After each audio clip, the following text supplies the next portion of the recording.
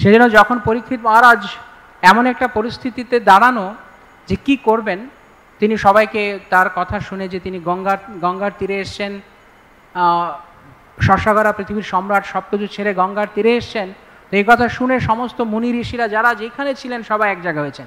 ব্যাপারটি কি ঘটতে যাচ্ছে, পরীক্ষিত মহারাজের অবস্থা, চলো দেখতে যাই।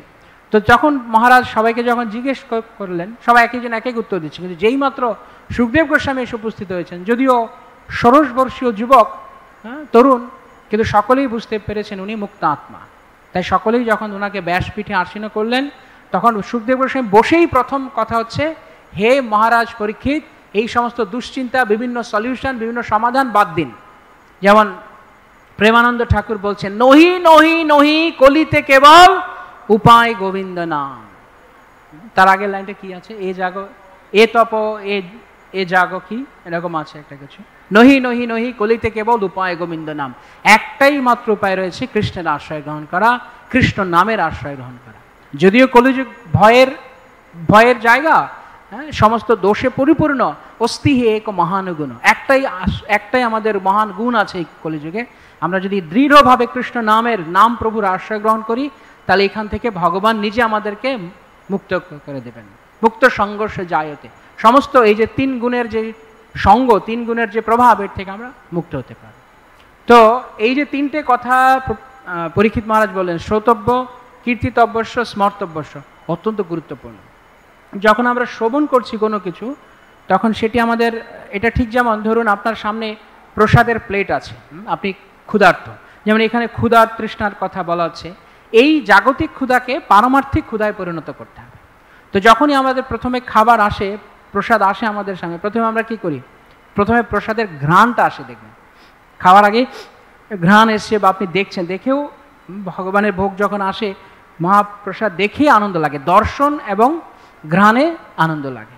তো যখন আমরা শ্রবণ করি, সেটা অনেকটা দর্শন এবং শ্রবণের মতো, প্রথম এফেক্ট, প্রথম প্রভাব শোনার মাধ্যমে। তারপরে যখন আমরা জিভে দেওয়ার সঙ্গে সঙ্গে কি আরম্ভ হয়, স্বাদ গ্রহণ, দর্শন, ঘ্রাণ, তারপরে স্বাদ। আর যখন সেই স্বাদ গ্রহণ করা হয়, অর্থাৎ এটি হচ্ছে কীর্তনের মতো, যখন আমরা জিহ্বায় কৃষ্ণ কথা, কৃষ্ণ নাম বারবার উচ্চারণ করব, তখন আমরা তা আস্বাদন করছি, এই স্বাদের আস্বাদন হচ্ছে। তারপরে সেইটি যখন আমাদের একদম গলবিলের মধ্য দিয়ে, অন্ননালীর মধ্য দিয়ে পাকস্থলিতে গিয়ে পৌঁছাবে, তখন সেখানে গিয়ে পরিপাক হবে, সেটি হচ্ছে স্মরণ। তো আমরা যদি স্মরণ না করি, শুনলাম এক কান দিয়ে, এদিক দিয়ে বলে দিলাম, এদিকে শুনলাম, এদিকে বলে দিলাম, তো কাজ হবে না। উপলব্ধি খুব গুরুত্বপূর্ণ। যেমন অনেক সময় আমরা শুনি যে শ্রীল প্রভুপাদ বলেছেন যে আমি যা বলেছি তুমি কেবল তা পুনরাবৃত্তি করো, কিন্তু আবার এই কথাও শ্রীল প্রভুপাদের আছে যে আমি যা বলছি তা তোতা পাখির মতো পুনরাবৃত্তি করো না। অর্থাৎ শ্রবণ, সম্পূর্ণ শ্রবণ প্রক্রিয়াটা হচ্ছে শ্রবণ, মনন, নিদিধ্যাসন। তো যদি আমরা শুনছি, সেটাকে নিয়ে চিন্তা না করছি, যেমন গাভীকে দেখবেন সবসময় করে, কখনো দেখবেন না মানে গোমাতার মুখ কখনো খালি, যখন দেখবেন মুখ নাড়ছে, কিছু নেই খাওয়ার, মানে সামনে কিছু নেই, মুখ নাড়ছে, যতক্ষণ সে ঘুমিয়ে নেই, মানে ঘুম ছাড়া বাকি অন্য সময়। কেন? গাভীর পাকস্থলী এরকম ব্যবস্থা করা আছে যে সব একবারে সব কিছু খেয়ে নেয়, তারপরে আবার পাকস্থলী থেকে বের করতে পারে, বের করে সেটাকে জাবর কাটে। তো এই যে জাবর কাটা খুব গুরুত্বপূর্ণ, কারণ সাধারণত আমরা শ্রবণ কীর্তনে কতক্ষণ থাকছি। যদি আমি হরিনাম মহামন্ত্রের কথাও ধরি, 2.5 ঘন্টা, 16 মালা 2.5 ঘন্টা, যদি কেউ বেশি করছে তো আরও বেশি। তো মোটামুটি 2.5 ঘন্টা কীর্তন শ্রবণ ধরুন, আরও ভাগবত ক্লাস ধরুন প্রায় 50 মিনিট বা 1 ঘন্টা, আর যদি ডেইলি প্রভুপাদ 1-2 প্রবচন শোনা হয় তো ধরুন আরও 1 ঘন্টা, তো 2, 2, 4, 5, মোটামুটি 6 ঘন্টা। এখনও 18 ঘন্টা বাকি আছে। তো 6 ঘন্টা দিয়ে 18 ঘন্টা সামলানো যাবে? সম্ভব নয়, কারণ 3 গুণা বেশি, 6 3 18। তো সেই জন্য বাকি সময়টা কি করতে হবে? স্মর্তব্যশ্চ ইচ্ছেতা ভয়ম। যদি কারোর এই ভয় থেকে মুক্ত আর ইচ্ছা থাকে, তাহলে আমরা যা শুনলাম, যা কিছু আলোচনা করছি, সেগুলো যেন নিরন্তর স্মরণ করি। তাই এইটাকে হচ্ছে ভগবানের সঙ্গে সংযুক্ত থাকা। একটা শব্দ আছে পারম আধ্যাত্মিক সংযুক্তি বা আধ্যাত্মিক সংযোগ, স্পিরিচুয়াল কানেকশন।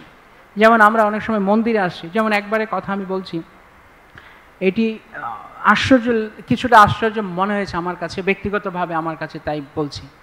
যেমন যখন গত 2 বছর আগে, 2 বছরই তো না, যে এই পঞ্চতত্ত্বের মহাভিষেক হলো,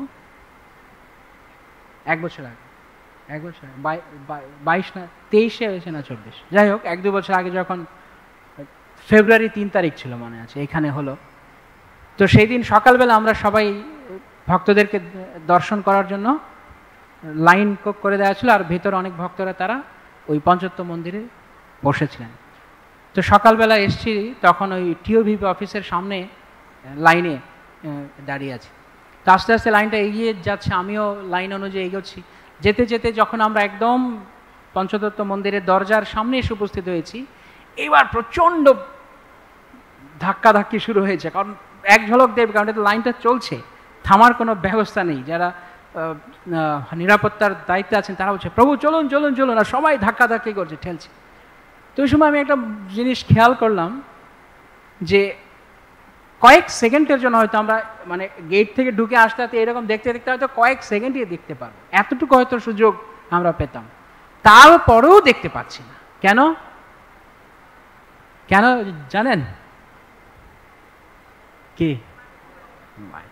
আরে একটু সুযোগ পেয়েছি সচক্ষে শ্রী পঞ্চতত্ত্বকে দর্শন করার। আমি দেখি না দেখি, দেখি অনেকে এইভাবে হাঁটছে, মানে আমি দেখি না দেখি, মোবাইল দেখুক, পরে আমি মোবাইলে গিয়ে দেখব। কিন্তু আপনারা একটা জিনিস খেয়াল করেছেন কিনা, অনেক সময় ভক্তরা মোবাইলে অনেক ছবি তোলে, ভিডিও করে, কিন্তু আপনার গ্যালারিটা শুধু ভরছেন, কিন্তু দেখবেন খুব একটা কিন্তু গ্যালারি খোলা হয় না, ওটার চেকও করা হয় না। তো মাঝখান দিয়ে কী হলো, যেই সময়টুকু আমার কানেকশন সংযোগ হওয়ার সুযোগ ছিল সেটুকুও হারালাম মাঝখান থেকে। তো এত যদি মোবাইলের ভিড় থাকে, তো আমরা ভগবানকে কিভাবে দর্শন করব? সেই জন্য মায়াপুর মন্দিরে একটা সুন্দর ব্যবস্থা আছে যে ভেতরে কেউ আসলে মোবাইল অ্যালাউ নয়, মোবাইল অনুমোদন নেই, কারণ ভগবানকে দেখুন, এখানে অন্য কোনো ডিস্ট্রাকশন, কোনো রকমের মনোবিচ্ছিন্নতা যেন না আসে। তো ওই দিন আমার কাছে সেটা মনে হচ্ছিল যে আমরা কি আসলে সংযুক্ত, এই সংযোগটা কোথায়?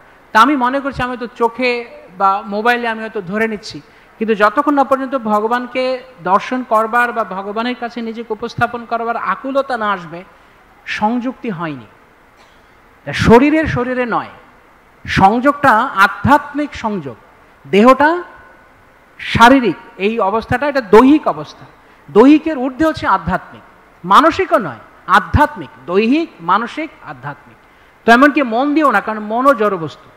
তাই চেষ্টা করতে হবে যে যখন আমরা ভগবানের কাছে আসছি বা ভগবানের কথা স্মরণ করছি, আমরা যেন আমাদের বর্তমান অবস্থা কি আছে সেটি নয়, ভগবান দয়া করে আমাকে গ্রহণ করুন, করুণা করে আমাকে এই বিপজ্জনক অবস্থা থেকে উদ্ধার করুন, এই মনোভাব নিয়ে মন্দিরে আসা ভগবানের কাছে মানে কেবল মোবাইল ফোন ধরে থাকার জন্য নয়।